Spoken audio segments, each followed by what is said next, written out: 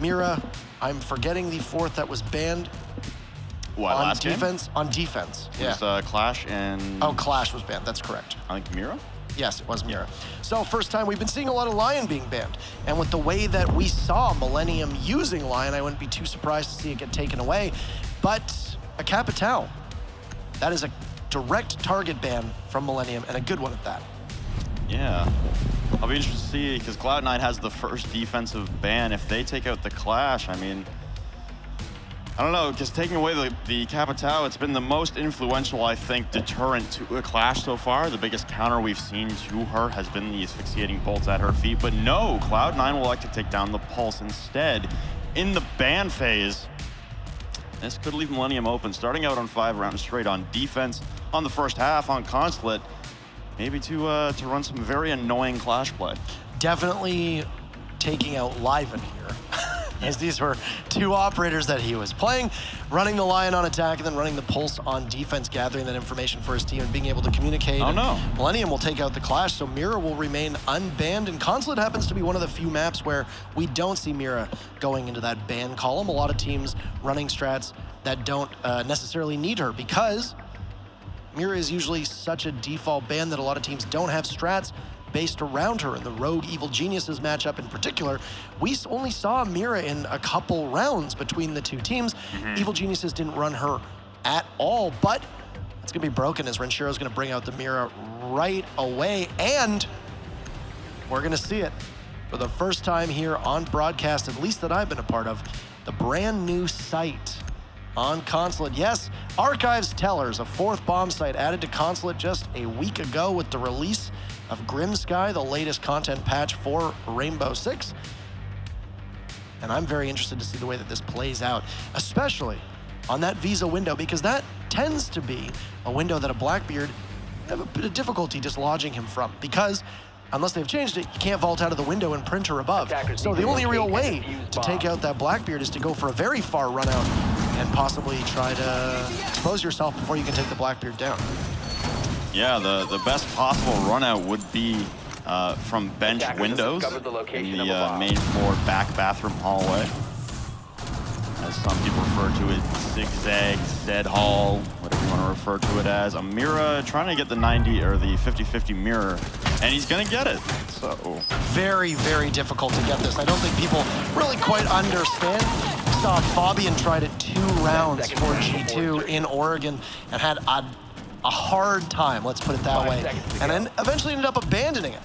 So part of the way, how does this site play for the defenders? Well, number one, you're going to need to play from above. Of course, that entire ceiling slash floor, depending on what perspective you have on it, above the bomb site in Tellers is destructible, so you can blow that wide open. You're going to need to take control as an attacker and pressure from there, because, as we always say on Consulate, clear from the top down. You're going to have to start up in admin. That's going to be probably your first point of interest in your clear. And then you also have the castle barricades going down to essentially shelter that Mira window and give a very advantageous spot for Renshiro to play. Almost the very first bout of contact here is Renshiro through a hole in the wall. It's a couple shots in towards Aces, who will now be able to move off on yellow stairs and just to get away without losing any health. one of the biggest things about this bomb site that I've noticed so far, and just examining it from afar, I haven't seen it actually be played at a level like this yet.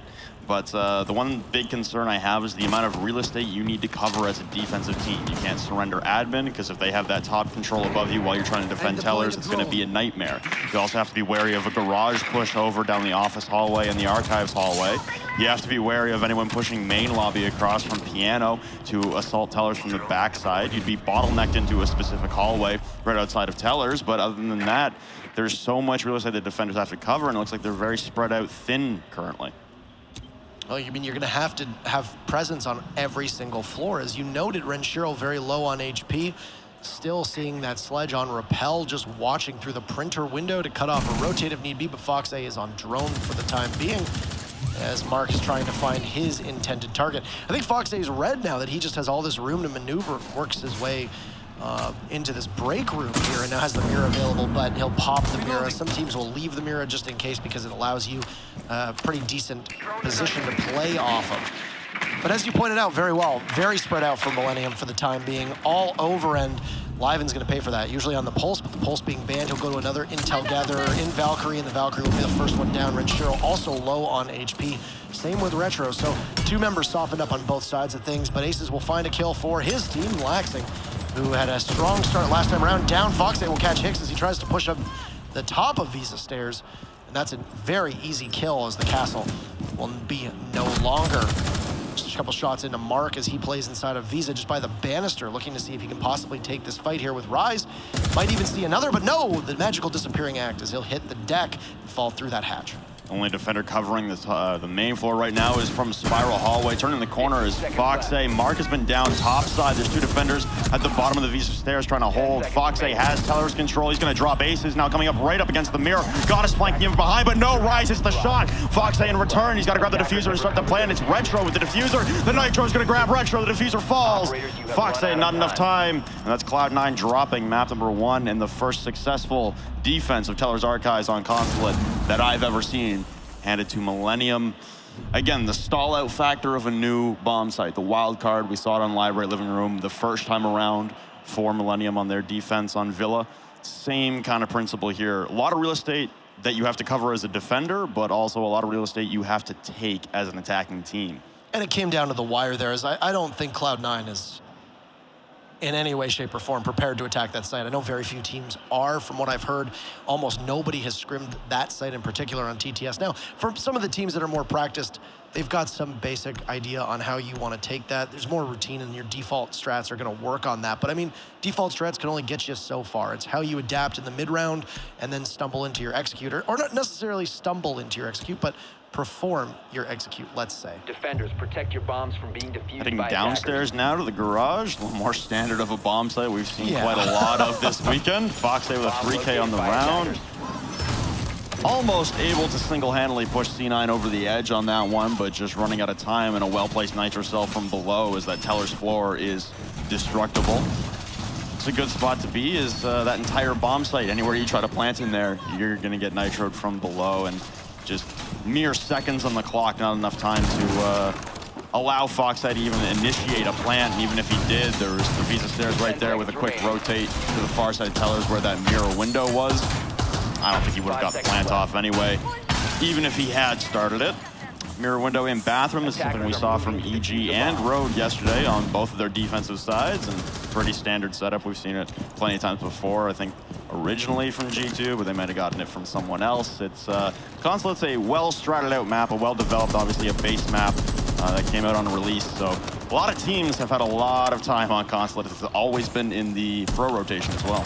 Yeah, and it's favored by a lot of teams. It's very fair. You know, prior to the fourth bomb site being added, I think it was the only site where you could say every single site was just as viable as the other. Lobby always inhabited the role as least played, but at the same time, it's still manageable and still difficult for teams to be able to whip out a successful attack on. Consulate also tends to be more defender-sided on these sorts of things, as we've seen a number of teams, depending on the bans, make it work. But like I said, it really depends on what gets banned. There's no hard breacher ban on the board right now, which definitely benefit the attackers to a certain extent, as they only lose Pulse and Clash on defense. So it ends up being a wash, but Mira still being in play, plus those two hard breachers, it's pretty much anybody's game. I wouldn't be too surprised to see Millennium maybe stretch it, take 3, possibly 4 rounds here on defense, especially with the way that Renshiro does play that Mira and the way that this team can coordinate together.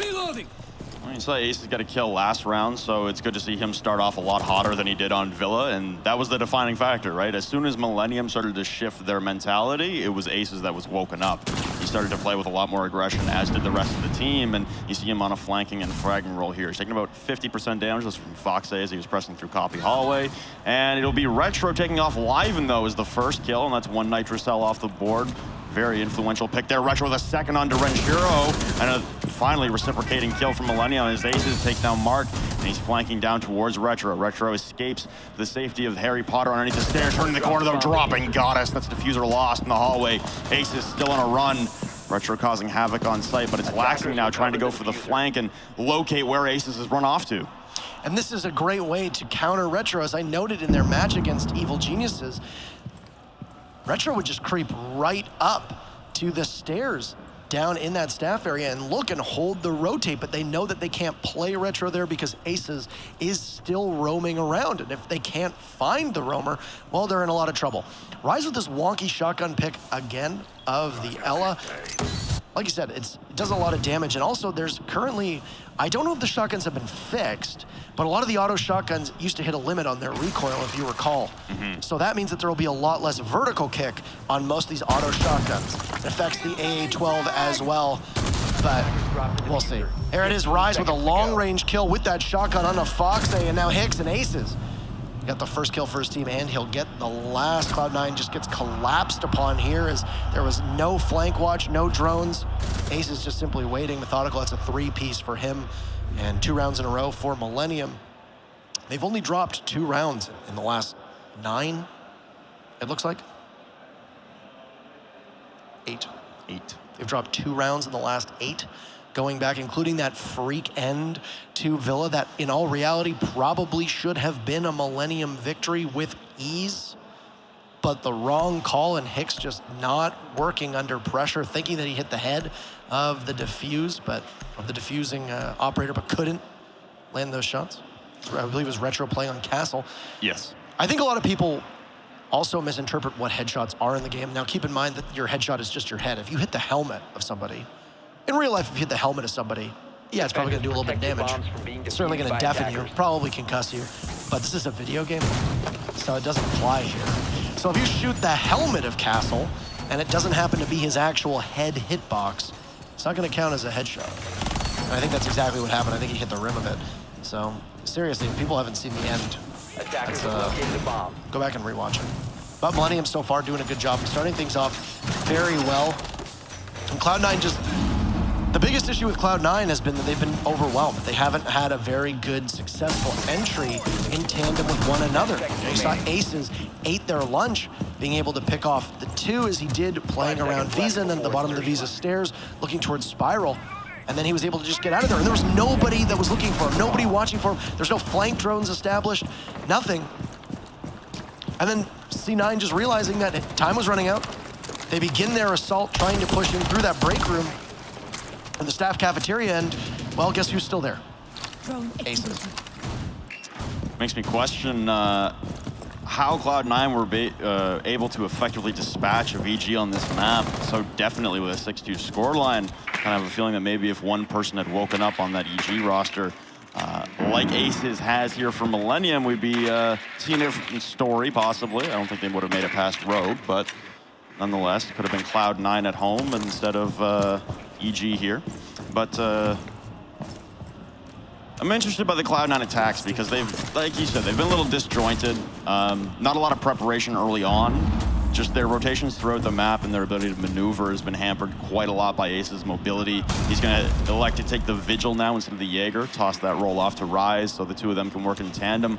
And is Liven now on an extended roam game all the way downstairs. Got spotted out of the bottom of the Visa stairs by Foxay, his rotated Spiral. Coming up now, holding a very tight angle, and there's Aces continuing the run. Foxay falls, and no, Refryer, what are you doing? Mark on the copy window, allowing Aces to, again, continue on. 5 HP, probably going to go for a reset here, but Aces, again, establishing a man advantage heavily in the favor of Millennium. Aces just going unchecked. He's got 7 kills in 3 rounds, and this round's not even over yet. As we said, exact reason why they picked him up. Millennium in need of more aggression and more fragging potential as Yagert's play had fallen off. Falco wasn't necessarily the answer as we saw him playing a combination of both Blitz and Sledge on attack for most of the Paris Major, and Ace is already paying dividends. Renshiro's gonna peek a Blackbeard, and as a Blackbeard main, he should know better than that. Retro's face shield taking a bit of damage, but he can just change it out for his second, which it looks like he's done. He's primed and ready. He'll still hold that first face shield. It's just a little bit damaged, meaning that he's going to be vulnerable should his next shield break. Liven still hasn't moved off of that spiral stair position either. So even though C9 is working decently well to try and take control of that second floor, we can see through the outlines of the wall that there are still 2 bodies from Millennium upstairs. Cloud9 do not have a numbers advantage. There's only 30 seconds. They have to begin their assault. Laxing's going to send up a grenade, and it will down Aces. He didn't have very much health left, but not enough to sufficiently finish him off. Goddess working on the yellow stairs. She looks towards Piano, could possibly go for a plant. Rise just going for a couple shots. unable to secure anything through that soft wall leading towards the Visa stairs on the second floor. That's a freebie for Super Live, and his Goddess has her back turned. Aces will bleed out, looking to try and get them both. Laxing will get Aces just with the blast from that frag grenade. Liven picks up another. Retro's there. Can he get it in time? He takes out Hicks, but all Rise needs to do is just stay alive. He ends up seeing the Blackbeard, but doesn't need to take the engagement. Plays around the statue on Spiral, heading down to the main lobby. Millennium, 3 in a row now, starting off Consulate in pretty decent shape. Just dominating gameplay. The roam play from Aces, again, unchecked. He gets down, he doesn't even get finished off. 10 seconds left. Laxing is still preoccupied with trying to finish the kill instead of trying to push towards the objective there. And I mean, if he was holding that hallway from Visa just a few seconds earlier, Liven would not have been able to press out and get that free kill and set things asunder. I mean, probably wouldn't have still got the plant off anyway. The collapse was coming from above and horizontally on the far side of the objective from Millennium. So Cloud9 were still in a bad position, and it all starts out with Aces again. He's heating up. I think he's got 5 or 6 kills right now, and he's continuing that 2-kill-a-round pace, but this time he's starting out from round number 1. He's not waiting for 3 or 4 rounds to get in shape, and Millennium just like they're on a roll now that they've woken up.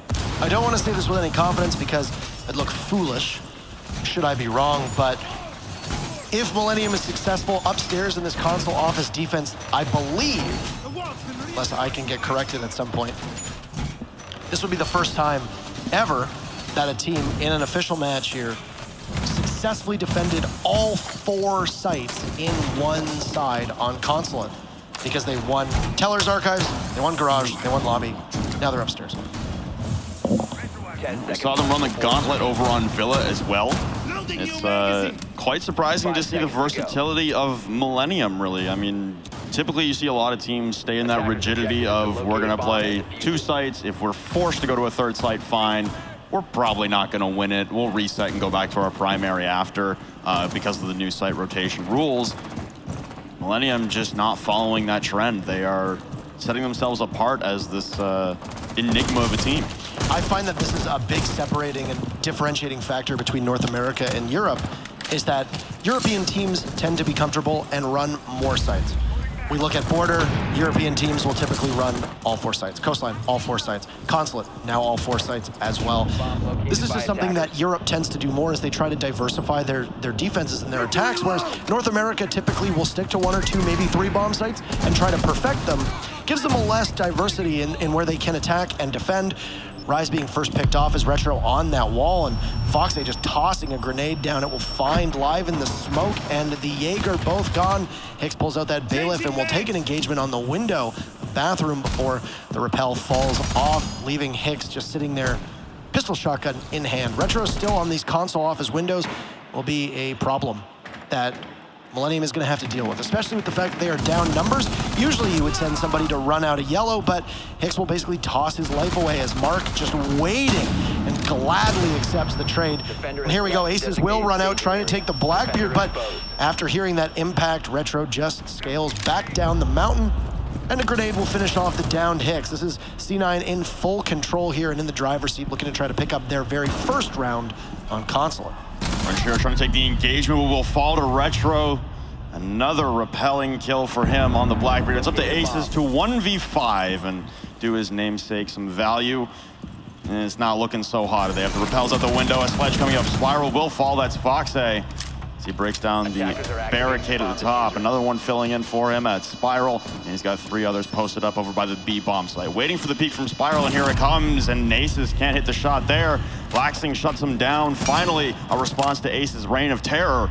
And C9 on the board on Consulate. Might be a little too late, but at least they're starting. Well, I mean, if C9 can walk out of this taking 2 rounds on attack, that's good. Like I said, Consulate's trend line over the last little while tends to be more defender favored, though it is a bit of a wash. Attackers are definitely able to take rounds, especially on Garage in particular. The site that the defenders typically look to win is upstairs in console office, and if there's no hard breachers banned, then being able to defend Garage downstairs can be a bit more of a nightmare for certain teams. We're not going to see a repeat on console office, though, as Millennium will elect to head down to Garage. Now, keep in mind that lobby was still locked. Every site was open outside of that, so they could have really picked anywhere they wanted to go. They even could have gone back to Tellers and Archives if they had wanted to, but no. Garage, one of the 3 successful defensive sites. Also, unfortunately, we won't see Millennium be that very first team to win all 4 Attackers need sites to on locate Consulate. and defuse There will have as to be many another bombs team as they can. to One put day. their name in the record book to do that. C9 going with the Hibana-only breach for the entirety of their attacking rounds on Villa and on Consulate. Now they are not electing to run a thermite whatsoever, and I think on a map like Villa that makes a lot of sense. You're trying to breach from range, but on Consulate it's not so much the case, especially when attacking downstairs in the garage. Having that thermite wall open on the garage panels is pretty crucial. It's not exactly necessary. It's not like you're gonna lose a round guaranteed if you go for a top-down take. We just haven't seen the effectiveness and the success rate of a top-down take towards the garage or just a Visa rush from the backside really work out so well. Cloud9 are gonna have to try and make it work though, as we've also seen the attempted Hibana pellets on the garage panel, and that just goes so poorly. You have basically no surface area to push through. It's an easy angle for a defender to hold, either at pipes, behind white van, inside, behind the mirror windows that Renshiro has brought in towards the office as well. If you tend to have good coverage, though, the Hibana pellet hole that gets opened up by the X-Karos can actually be a pretty big aid for attackers, because it also means that defenders have to engage you through that small little hole. I mean, think about it. You use only 2 rounds. You get a crouch hole in. That's, 2 charges over X-Karos. You put the diffuser down right there. It's very easy for you to watch it and much more difficult for the defenders to watch it. It all just hinges on how you're clear of the peripheral area works out. Because if you can clear pipes from behind, or you can take control of yellow and force them out of that staff area downstairs, or even the small office, the little office next to staff area, well, it's easy for you to do that, but that is a much harder task than what you have with a thermite. Just to agree with you. Just to agree with you, because I do. Like we saw yesterday though, EG Rogue. EG used the Hibana pellets, and what it did afford is there wasn't enough surface area open. Fire shots back and forth. Ace is taking a lot of damage actually there. Foxay, it looked like he was hitting the shots, but now he's being flanked from behind. One in the spiral hallway. Takes a few points of damage, down to about half, and he's gonna back out. Just to finish my point, we saw Rogue stick the defuse from behind the Hibana pellets. Not enough surface area for the attackers to cover from outside when you're post plant. Can also fall to coordination, right? I mean, you saw that there was really no cover for Retro on Villa, but yet he was still able to stick the landing on that defuse for 7 seconds. Yeah.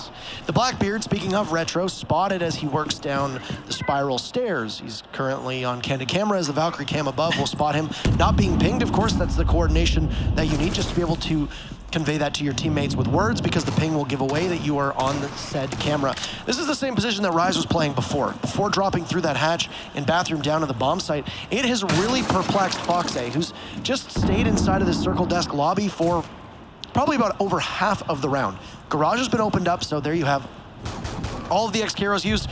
Rise getting Foxay for the 2nd round. Same time, same gun, same operator. That was the Sledge playing inside a circle desk, and now Rise can try to get back to site. Last time that we saw Millennium assault this site, they were not able to deal much with aces. There you have Rise picking up his 2nd kill. That's going to be on Mark. So it looks like Millennium will have no problem being able to block this one out. So now it's a 1v5, a 3rd kill for Rise with that shotgun of Ella. So strange to see that. I think Goddess assesses the situation correctly. It is a unwinnable one for her. Unable to see through that marigold color of smoke. She will get an impactless frag on Hicks. It'll be her first one, but then there's a C4 tossed all the way. And so long as a joyous bounce. As you can see that C4 go out an explosive end. First half will go to Millennium 4-1. If we continue with the theory that Consulate should be going in favor of the defense, 4-1 is pretty good no matter whether it's defensive or not. It also puts Millennium only 2 attacks away. They're just gonna need to double the number that C9 got themselves. And it looks like we'll go to a tactical timeout too. So Millennium is actually going to take their tactical timeout. So Cloud9 has still not taken a tactical pause. They have had 2 available up to this point. They didn't take one at all during Villa. Luckily, they won Villa. But now here we are in Consulate. It's Millennium up 4-1, taking this tactical timeout probably to address how to start off their attack on Consulate strongly and transition very, very well. same amount of pauses Millennium has taken as stuffed animals sit on the desk of Super Live, and as he purchased that colorful rainbow llama just the other day, not too far from our booth actually, has been carrying it around with him everywhere, thinking that's now his good luck charm. New best friend. And you're right. Cloud9 not taking the tack breaks is a little strange to me. They seem, at least from conversations and getting to know Foxay pretty well from the Canadian Nationals and other events like that, they seem like a pretty temperamental team, a very emotional team, emotionally driven and energetic, enthusiastic team. So I think maybe emotions could be getting the better of them at different points in time. I mean, seen a lot of fiery emotion from Foxay so far this event. Plenty of photos of him at least doing his best Troy imitation. That Super Saiyan picture that was posted by DreamHack, by the way, follow DreamHack on Twitter, at DreamHackR6. If you could, that would be wonderful. But that picture of him howling with his hair standing straight up, of course, a very natural color of hair that he wears. Oh, yeah. Attackers It's a great need to one. locate and defuse as It's many really good. bombs as they can. First defense for Cloud9, they'll like to go upstairs to console office, which we only saw one time earlier, taken by Millennium, was unsuccessful for the defenders. It was the only attacking round victory that we've seen thus far.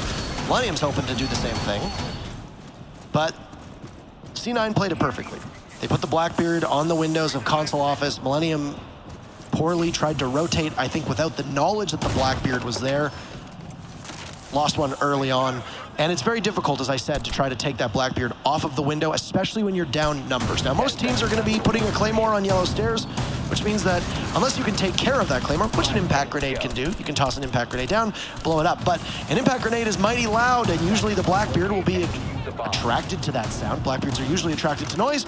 We'll turn and look towards the door, and, well, that gun does an awful lot of damage. You might not live past that doorway. As well, as we saw, Aces tried to impact out of the garage as a Legion and get the Blackbeard on rappel, but plenty of time to quickly descend from that window, and Retro was able to stay alive. I think got 3 kills on that round as he perched back up top, and Laxing ended up locking it out. So as long as Millennium can anchor these windows in the same way and maybe be gifted that kill that they got on the Hicks, as you remember the Maestro got needlessly aggressive on that bathroom window, then this could possibly be a good start for Millennium. First bit of damage is going to go to Retro, so they're able to at least instill some fear into the hearts of Cloud9 just about a minute into the round.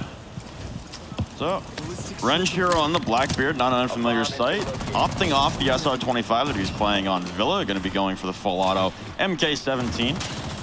Spots out a Valkyrie cam pre-placed right above the deep windows, and spots out the Legion of Waxing playing on the top of yellow stairs. Similar playstyle so far on the hold, pretty standard. Millennium moving pretty swiftly and just causing a lot of havoc, really. Breaking open as many windows as possible. We saw an attempted rappel for about 10 seconds on the connector window with a balcony cover from Rise, as Renshiro was just trying to get in the faces of many people as possible. Ace is quick peeking the yellow stairs door. I think he's trying to drone and check if there's anyone downstairs. There is one coming up from downstairs at Spiral, just heading to bench hallway now. Loses the Valkyrie, it's Foxay. Checking cams once again, and Foxay might want to get aggressive here, and that's probably what C9 needs to start things off, and it's actually Mark going to do it, dropping Liven. That's the Twitch, not the end of the world. Immediate hop in, and then a hop right back out by Rise. He doesn't want to engage with this double-man roam. Foxay firing the MPX will be a sound indicator that there's more than one man on the main floor, and Foxay actually went for the rotate all the way to hello. Okay, Mark going for a long, long jog and taken apart for it. Getting his steps in for the day, Mark will get detected and picked off by the Blackbeard on rappel. That's your best opportunity, and Mark, why were you not looking there? Assuming that there was a Blackbeard. As a Blackbeard on those console windows, it's about as powerful position he can be. He'll rotate either to the connector windows or to the balcony, looking in towards a beautiful C4 from Foxay. You said you wanted to get aggressive. Well, he doesn't necessarily need to take the fight when he's got a secondary gadget to do that. And possibility of him being able to return to site. Rise is there playing around the banister, and that banister is going to absorb a mighty amount of bullets and keep Rise alive as he's able to find Foxay and just lay enough damage in as he dodges around. But very deceptive timing, and Renshiro might actually get stunned here as a push into connector from the Blackbeard. He sees one, Retro is gone. A 2v3 will need to go for a plant. The Legion is there, Rise will jump, or no, Renshiro will jump in. And it'll be a lockout as C9 pulls it out in the dying seconds, Laxing a 2-piece, putting it together, hurtling in through connector. and pushing into the site. Diffuse not able to go down. Yokai was still in play, so that was very difficult for Millennium to be able to pull that one off. And victim of bad timing on their part. Cloud9's second round, and they start off defense on good footing, at least thus far.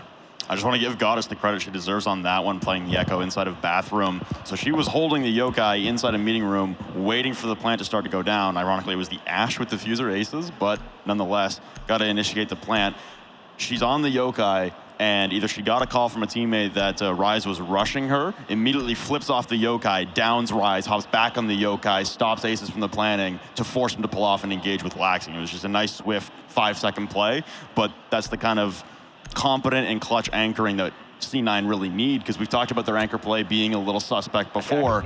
I just thought that was a really nice play from her, showing out, maybe not on the scoreboard directly, as I don't even think she got credit for the kill, because she just downed Rise, but nonetheless, a wonderful execute in the dire seconds there. And sitting second on the scoreboard with just 2 kills, once again, underscoring the fact that kills are not the be-all and end-all of your contribution on the team. And a lot of times, Goddess's job is not to get kills. This is something that is very pervasive in a lot of gaming communities, that when people don't secure kills, be it in a MOBA, be it in a, a first-person shooter, etc., that they think that you are not pulling your weight. Well, that's not quite the case. You have the support roles for a reason, be they on attack or defense.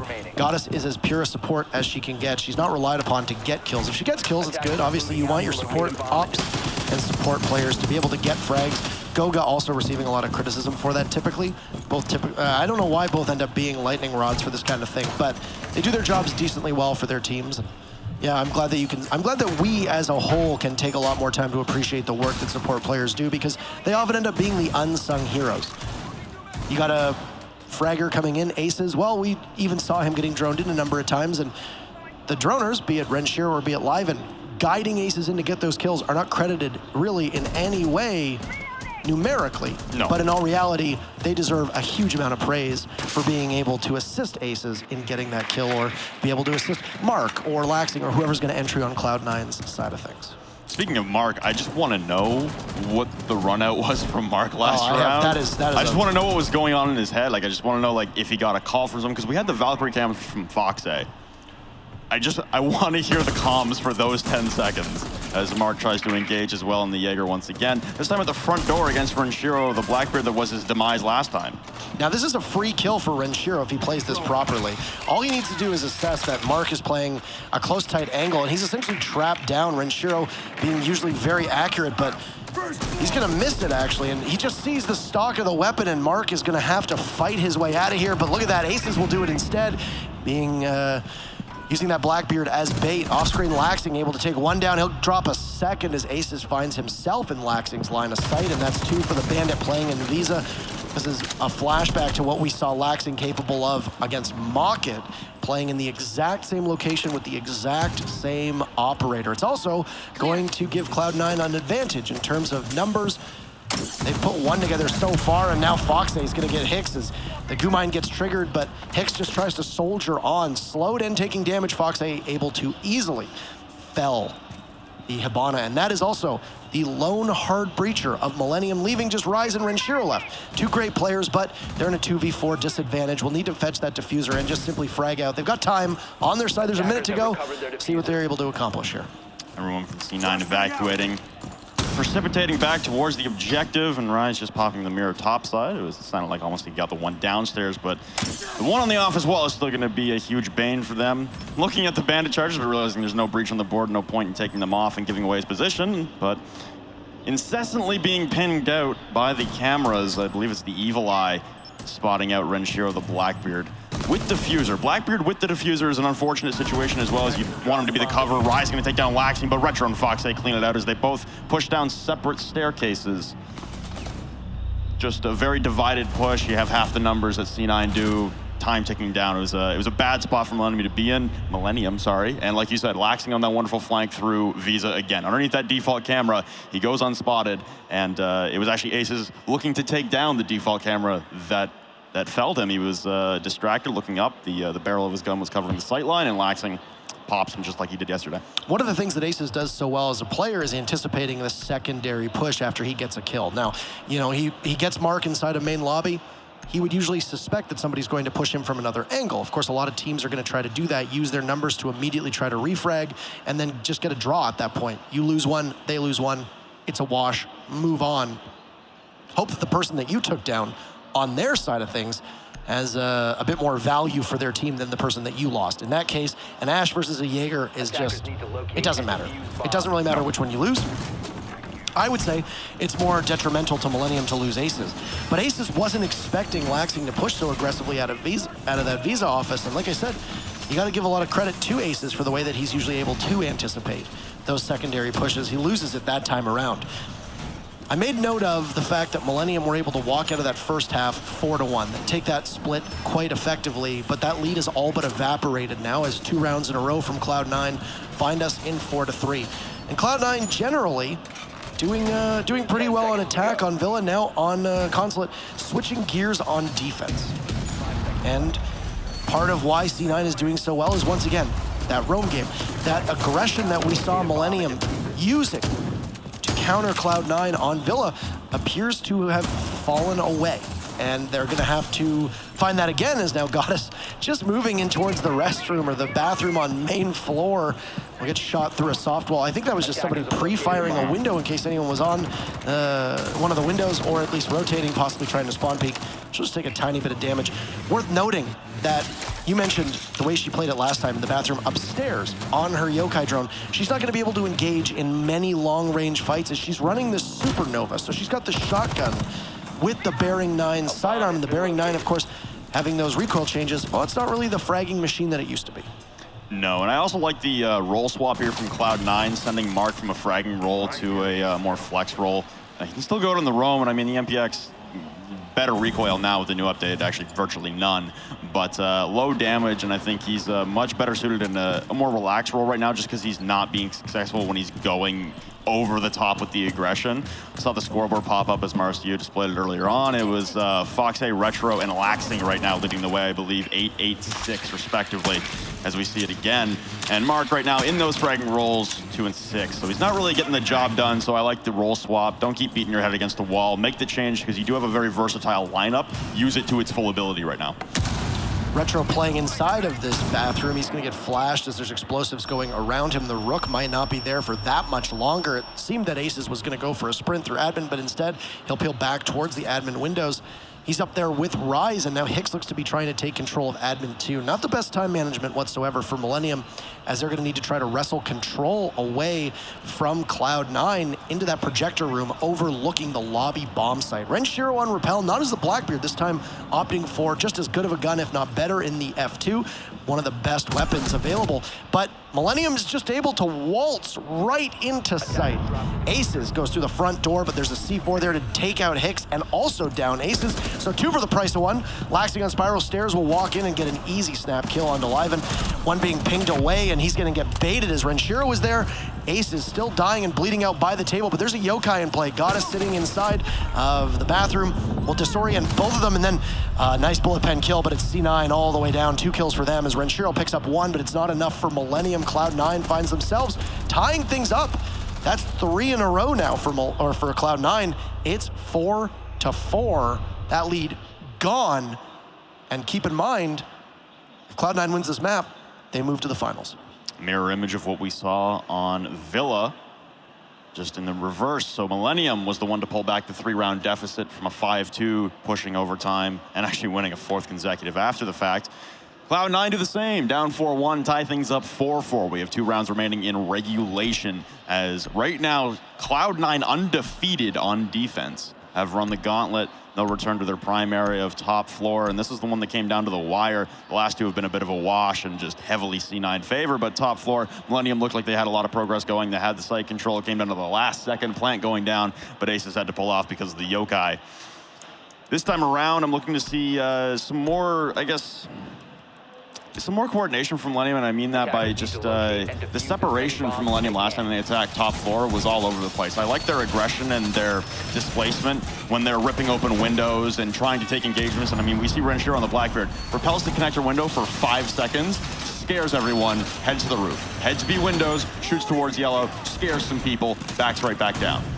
I like that mobility, but there's got to be a semblance of a push, all coordinated from one particular angle from Millennium, especially on the top 4. Whether they choose to go B-bomb on the windows, whether they choose for an admin sweep across for meeting room, that's up to them, but there needs to be a little more cohesion on the push.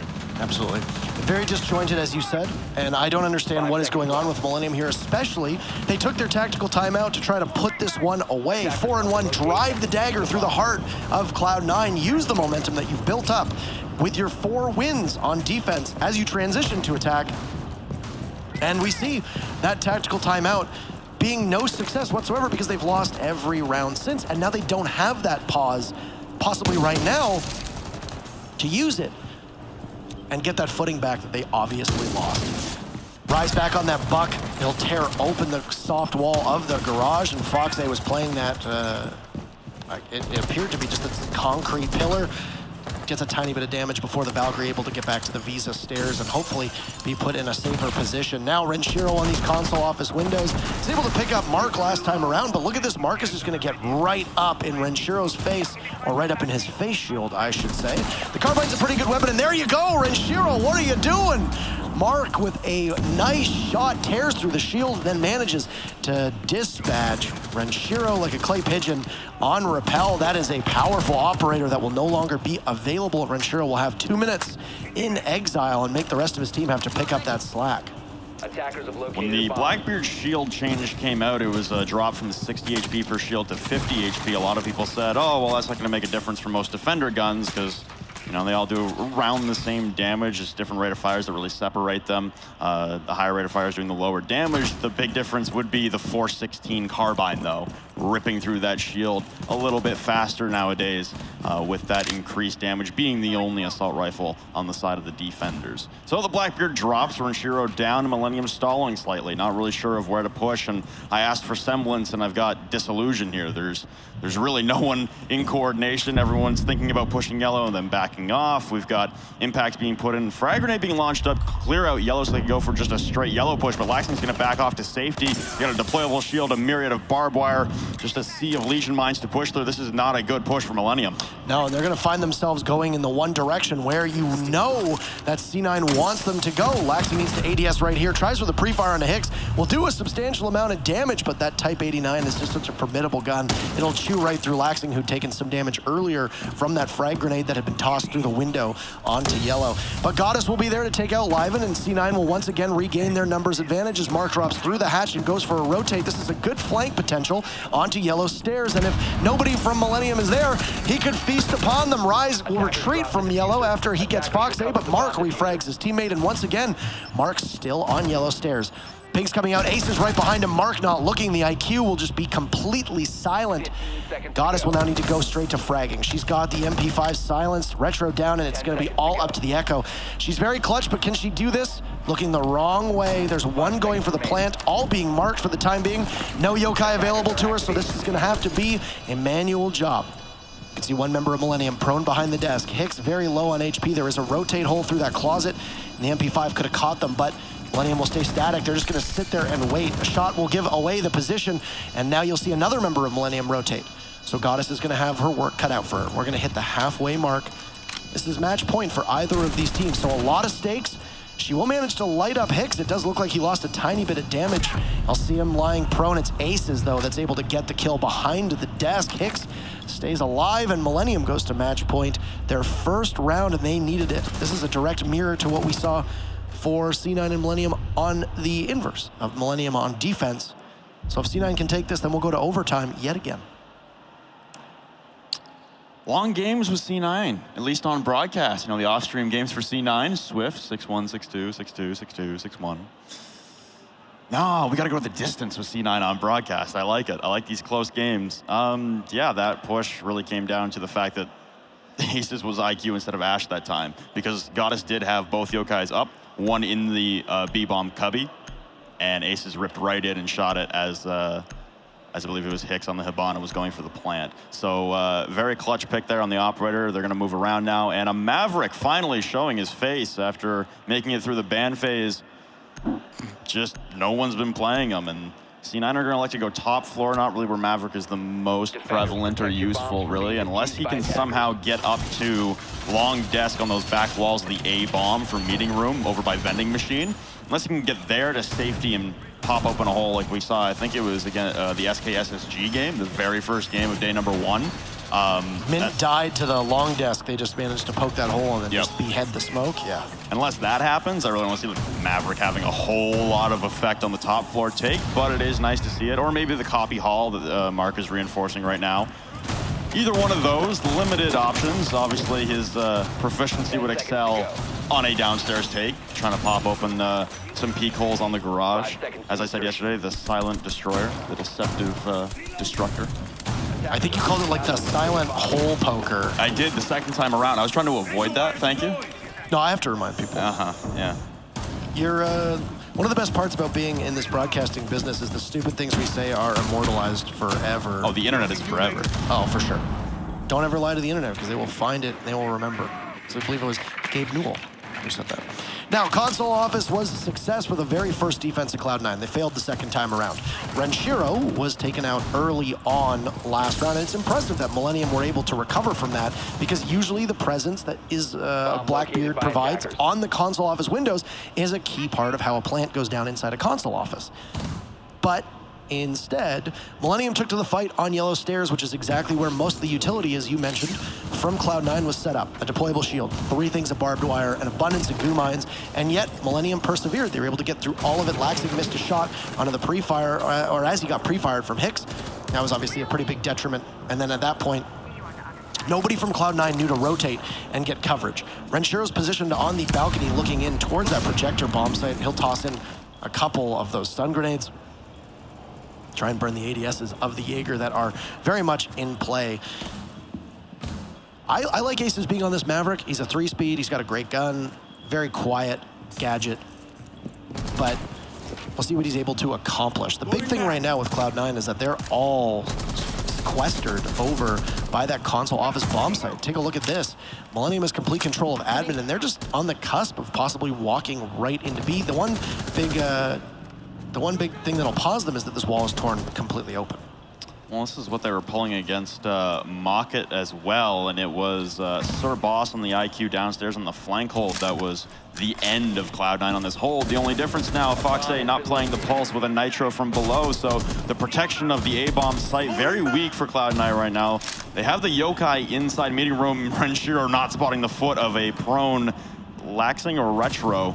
Actually, might have been Mark as well, laying down right outside of connector doorway, and it's Laxing to start things off onto Rise. And there goes another breacher in. Aces to fall for Millennium as they try to push in, but site control now choking on the Toxic Bay. Mark gonna grab a second one now as they all start falling. Millennium have to bail out as there's too much toxic gas in the objective. Diffuser is lost. Laxing on a flank from behind has admin control again, or sorry, Visa Stairs control.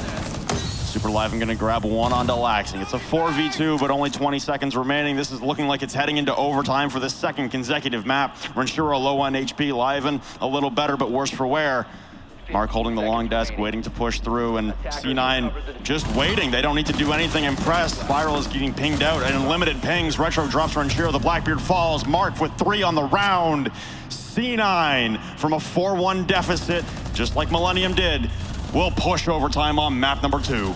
So an exact mirror of what we saw for Millennium and C9, as you said. This is really something, and for fans of either of these teams, you're not getting off easy today. We are going to treat you to as long of a contest as we can get between both Villa and Consulate.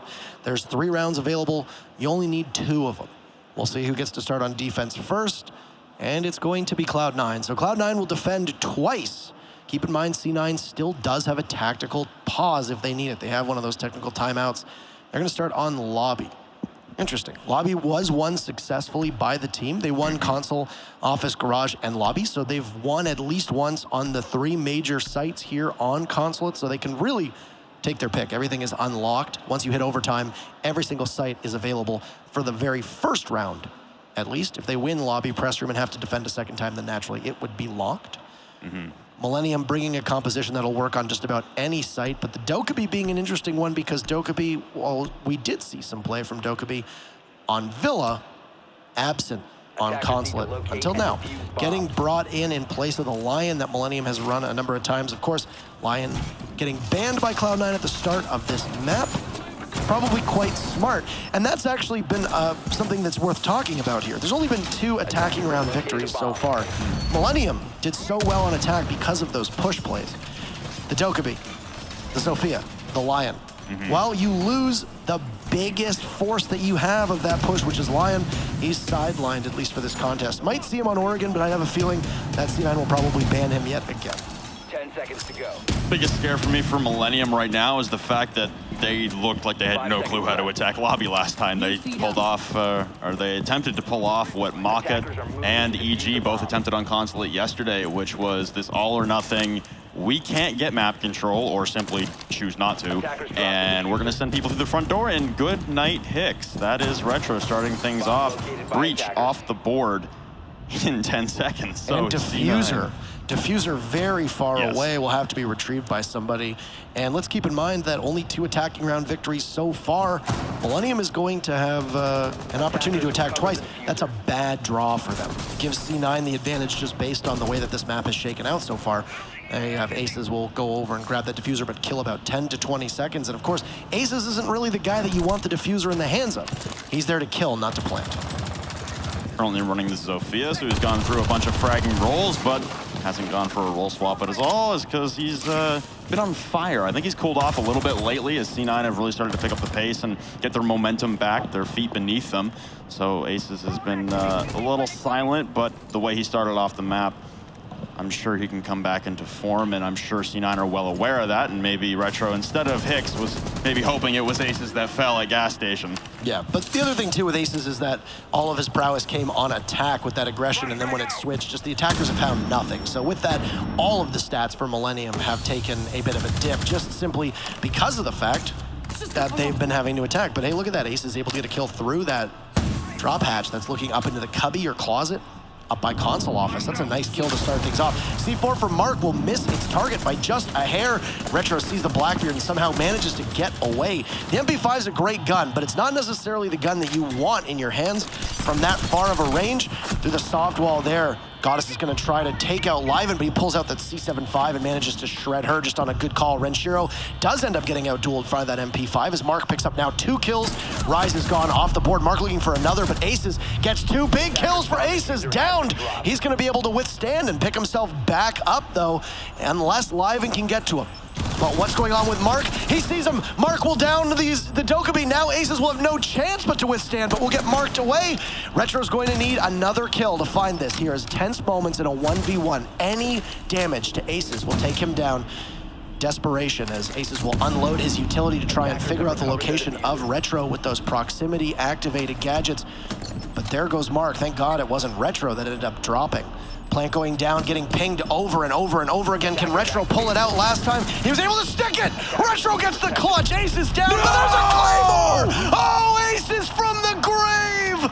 How do these things happen in these matches? Don't look down, and just on the range of that Claymore, Millennium get gifted a round back that they probably do after that Villa match mishap. And now we find Millennium on match point. Oh, no, Retro. He was the hero on map number 1, sticking the plant. And unfortunately, that Claymore, the demise of him being the hero in back-to-back maps in overtime. Millennium take a 6-5 lead. We're obviously waiting for Mark to come back into the game as he DC'd after he had died. So thankfully, as you said, it wasn't Retro that DC'd. Mark was already long past, so it wasn't a big deal for the round. Mark has returned. There we go. Everything should be underway as long as his computer's operating properly. We just got to make sure that we're ready to proceed. No one on C9 picking up, so I imagine there's just a few more extenuating circumstances to deal with. Yeah, well, they have to pick ops once everything unlocks here, too. You see the timer is currently frozen at 23 seconds. Everybody back in. This is going to act as a bit of a tactical pause for both teams, and that's a benefit for Millennium, who'd used their tactical pause after the 5th round, right as the sides switched. They got gifted that round. The clock will strike midnight on Retro on his Cinderella run that he's been having. especially after the end on Villa. That's it. He turns back into a pumpkin. Unfortunate.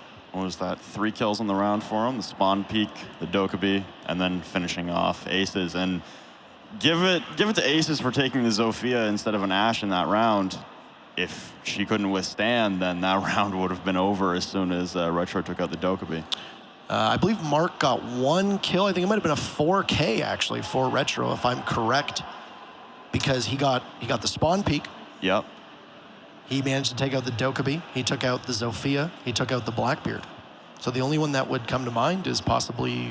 Did he take down Renshiro? He took out the Blackbeard, and then he immediately picked up a 2nd kill. Might have actually gotten an ace there.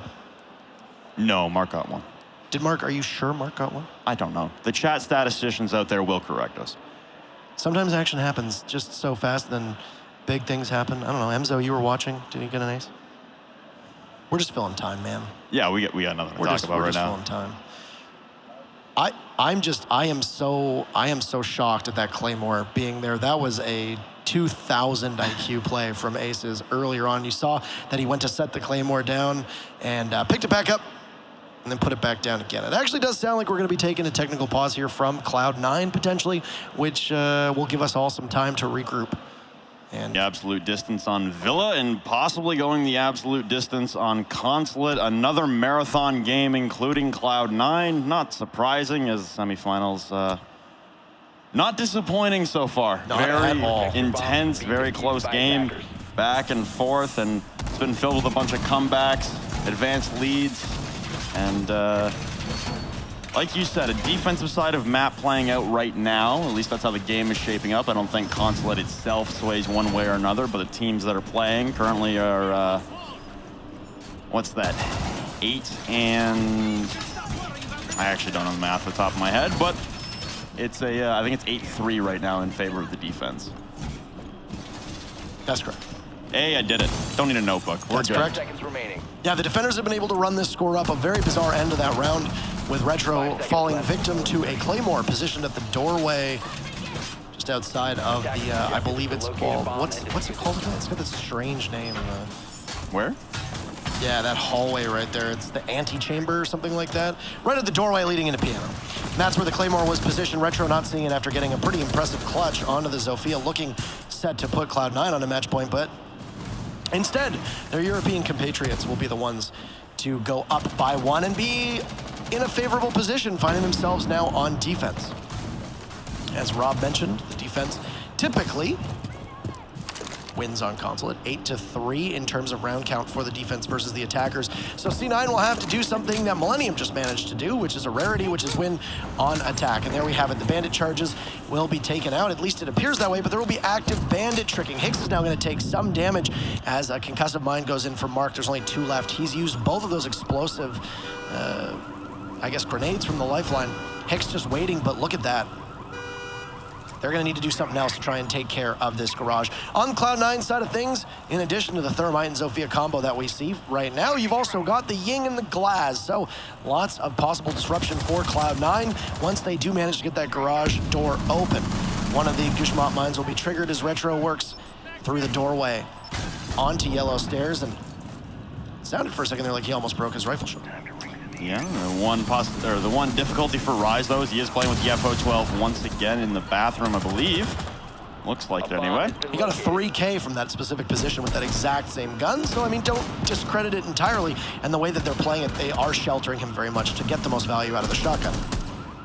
Lots of fire in towards the yellow pillar, but there goes the FO12 flanked by Rise, coming down yellow stairs. The dispatch of Retro, the Blackbeard, off relatively quickly, and actually a deceptively quick round. I've said that multiple times this weekend as we're focused on the take, but 65 seconds now left for C9 to keep themselves alive on Consulate. They're gonna have to go for this full take, and like you mentioned, the Glaz, the Ying, they're definitely playing this for post-plant and an aggressive entry into the garage. Smoke's come down, both of them now by Fox. Candela's launching into the back, and there goes Goddess going for the plant. She's gonna go underneath yellow stairs. Candela gonna be blinding her, rushing up his Lax and going for the hip fire. It's finally able to take down Renshiro. It's a 4v4. As I say that, Hicks is going to take down Laxing, but they get the plant down. C9 playing post-plant, and Fox missing the shot towards Pipes. Taking a little bit of damage from the 416 of Aces, but he's taking a lot of damage, and he'll fall, so will Rise. A one-man advantage now for Cloud9, a 3v2. You've got Wyvern all the way top floor. Might go for the vault out in the launch. He's got a nitro cell as well, and he's gonna huck it out. Tom Brady downtown, but he's gonna miss. Glaz covering, Foxay missing the shots, but they're killing enough time on the board. Now he's gonna vault, he's gonna be downed. Foxay's gonna clean it up, and Mark is gonna send us to the absolute distance on consulate.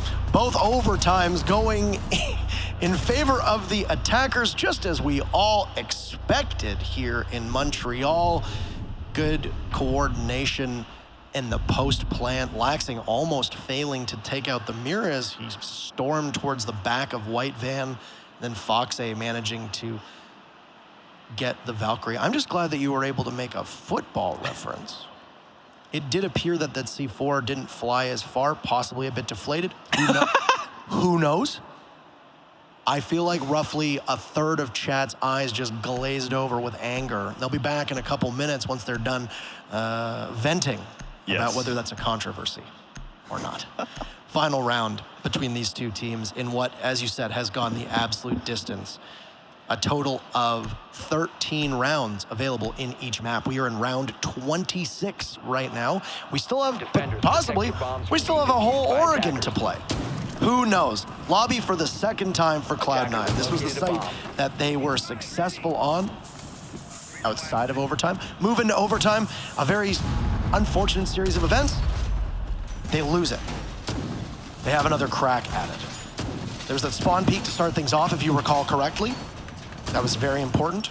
Took out Hicks, the hard breacher, as well as the possible diffuse planter for Millennium.